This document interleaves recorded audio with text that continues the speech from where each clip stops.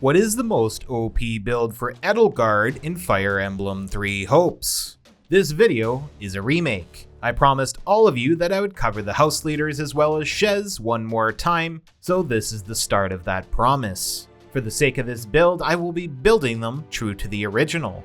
The difference being, I'll be changing things out based on the new stuff I learned since these builds were released. To start off, we're going to be using Emperor. Of course, we have to keep her in her unique class. For our weapon, we're running Amir. This axe comes with the Unstoppable ability, which restores the warrior and awakening gauges when enemy commanders are defeated. This gives us very fast warrior specials and awakening usage. Our accessory is going to be a critical ring.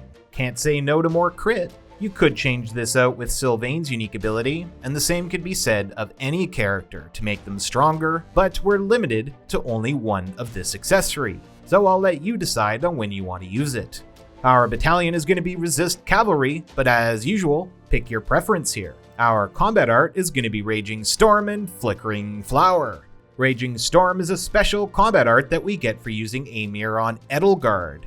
This is a really strong fire attack, so you want to use this combat art for sure.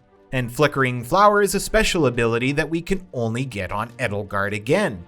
This ability is also quite strong. Our unique abilities start off with Solar Prominence. This unique imbues our attacks with devastating fire, and also acts as an Essence of Fire ability, which, for those that don't know, transforms our fire combat arts, magic, strong attacks, and class actions into a more powerful version. And just so you know, it does not stack with Essence of Fire. You can only use one. Emperor's Prestige causes enemies that are guarding to sustain 80% of calculated damage. This is a really strong ability. Nothing can defend against Edelgard. Ambition reduces damage received by 50% when ordered to attack, while Charm heals surrounding allies each time we defeat an enemy commander. And Lance Buster gives us a 100% damage boost against lance-wielding enemies. Now onto our abilities. Watch till the end to see where I got each one. Axe Prowess gives us a 30% damage boost while wielding an axe. Wild Abandon greatly increases our damage done, while also greatly increasing damage received. Emperor's Ploy guarantees that burning enemies will combust when using our class action. Boost Critical increases our critical hit chance. Offensive Tactics gives us a 20% damage boost as long as our battalion is still active. Charm Catalyst increases the fill rate of our warrior specials proportionate to our charm stat. Dual Onslaught gives us a small boost to our overall damage in this case. Luna causes enemies to incur a defense reduction when we attack proportionate to our luck stat. Stormer of the Land reduces damage taken from enemies proportionate to how much lower the enemy charm is. And finally, Nullified Armored Effect removes our innate weakness as a heavy armored unit.